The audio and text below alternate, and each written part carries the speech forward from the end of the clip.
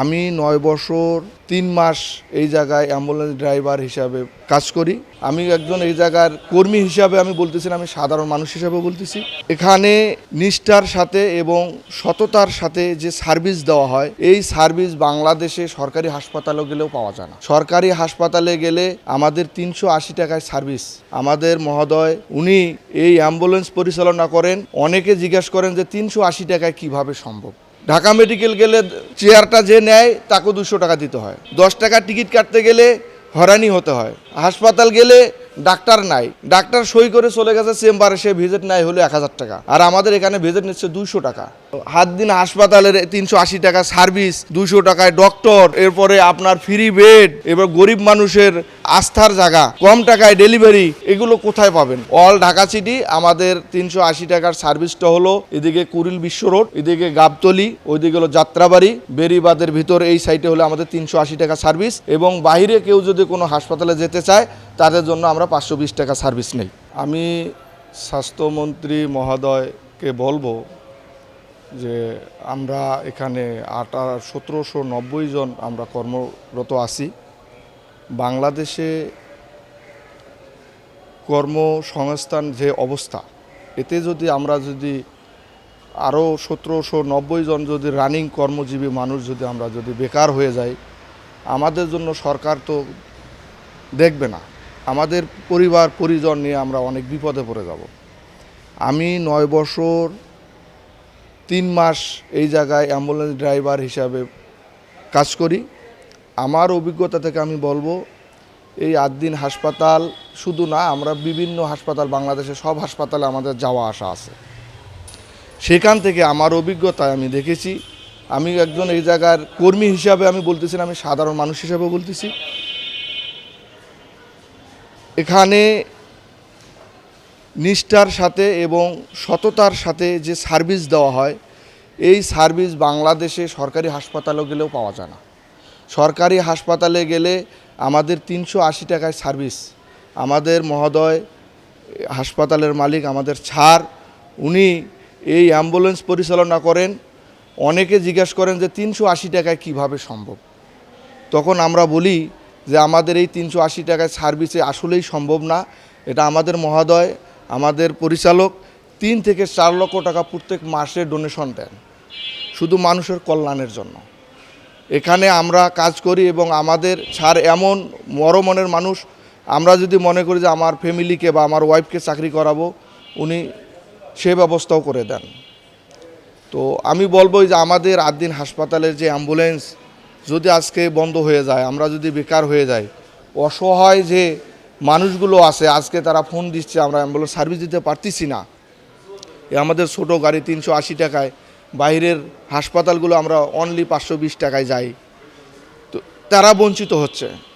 তো সরকার তো গরিবের সরকার, গরিবের যদি উপকার যদি না আসে, তাহলে আমার প্রশ্নের উপকার যদি না আসে, তাহলে উপকার করবেন কার? ঢাকা মেডিকেল গেলে চেয়ারটা যে নেয় তাকে 200 টাকা দিতে হয়। 10 টাকা টিকিট কাটতে গেলে হয়রানি হতে হয়। হাসপাতাল গেলে ডাক্তার নাই, ডাক্তার সই করে চলে গেছে চেম্বারে, সে ভিজিট নাই হলো 1000 টাকা, আর আমাদের এখানে ভিজিট নিচ্ছে 200 টাকা। এই রুগীগুলো, মর্মান্তিক যে রুগীগুলো, আমরা আমাদের গাড়ি ছাড়ের এই মগবাজার ৮ দিন শাখায় গাড়ি চলে 50টার উপরে, 50টার উপরে বিভিন্ন জায়গায় আমাদের গাড়িগুলো থাকে। কোনো পেশেন্ট পার্টি যদি ফোন দেয়, আমরা আধা ঘন্টার ভিতরে তাদেরকে সার্ভিস দিতে পারি। অনেক সময় তার বাসার সামনে আমাদের গাড়ি আছে, ওনারা বুঝতেও পারে না, গাড়ি দেখে হতভাগ্য।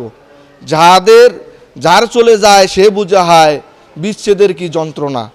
এখানে গান তো এমনি এমনি বলে না, যখন সে গাড়িটা পায় তখন সে আত্মহারা হয়ে যায়, ভাই আমি গাড়িটা পেয়ে গেছি। সে যেখানেই যাক, আমাদের তো স্বল্প মূল্য, সে যেখানেই যাক আমরা তাদেরকে বাঁচতে দিয়ে বললাম, আমরাও গর্বিত।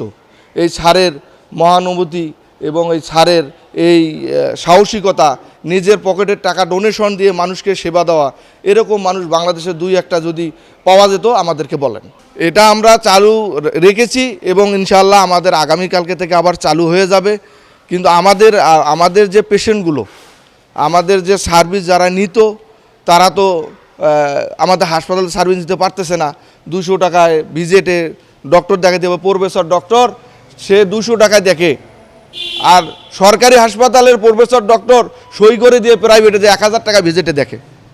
তাহলে এত সুবিধা এই হাতদিন হাসপাতালের 380 টাকা সার্ভিস, 200 টাকায় ডক্টর, এরপরে আপনার ফ্রি বেড, এবার গরিব মানুষের আস্থার জায়গা, কম টাকায় ডেলিভারি, এগুলো কোথায় পাবেন? এখন আমরা মনে করি, আমি স্টাফ হিসাবে মনে করি এই হাসপাতাল খুবই দ্রুত চালু করা দরকার, যাতে ঢাকা শহর জনমুখী শহর, যাতে তারা ভালো সঠিক সিদ্ধান্ত এবং সঠিক আপনার চিকিৎসা যেন পায়।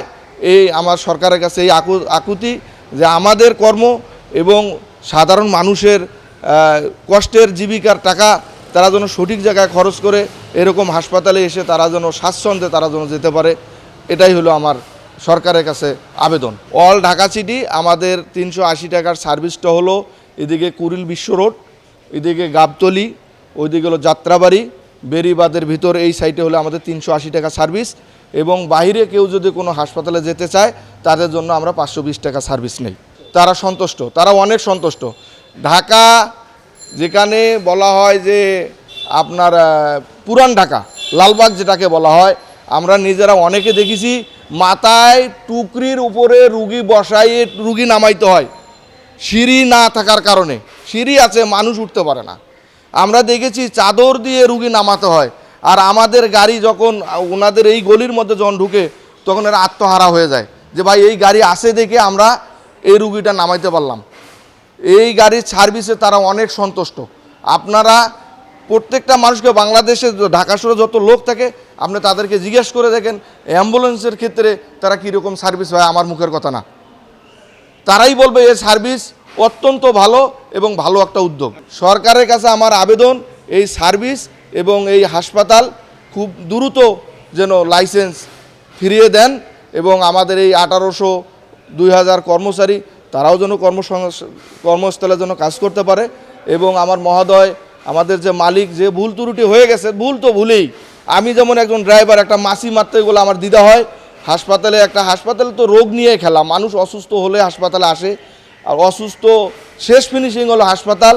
আল্লাহর পরে ডক্টর, কোনো ডক্টরই চায় না একজন পেশেন্ট সে বিপদে পড়ুক বা সে বিপদগ্রস্ত হোক, এটা কারোই কাম্য না। এটা একটা অ্যাক্সিডেন্ট হয়ে গেছে, এই অ্যাক্সিডেন্টেই আমি মনে করি এই হাসপাতাল যে ভুল ত্রুটিগুলো আছে, এই ভুল ত্রুটিগুলো আমাদের মহোদয় আমাদেরকে স্যারকে এটা অবগত করুক, তারা এটা সংশোধন করুক। এটা আমরাও চাই, এটা সরকারও চায়, দেশের জনগণও চায়, এবং যারা এই হাসপাতালে দীর্ঘদিন যারা সেবা নেন তারাও চান। আমরা এমনও শুনেছি যে মেয়ে হয়েছে, মেয়ের ঘরের বাচ্চা আবার তাকে ডেলিভারি করতে নিয়ে আসছে, তার নায়নাতকুর নিয়ে আসছে। এমনও আছে যে ফ্যামিলি 2-4 জন এই হাসপাতালের গ্রাহক। তাহলে তারা অন্য অন্য জায়গায় যদি সুবিধা পেত বা ভালো যদি সঠিক সরকারি হাসপাতালে যদি ভালো হতো, তাহলে তারা এখানে আসতো না। তারা অবশ্যই এখানে স্বাচ্ছন্দ্য বোধ করেন, তারা আদ্দিনকে ভালোবাসেন, তাই তারা এখানে আসেন। তো তাদেরকে প্রায়োরিটি অবশ্যই দেওয়া উচিত। আমি সরকারকে অনুরোধ করব আবারও তাদেরকে প্রায়োরিটি আবারও দেওয়া হোক।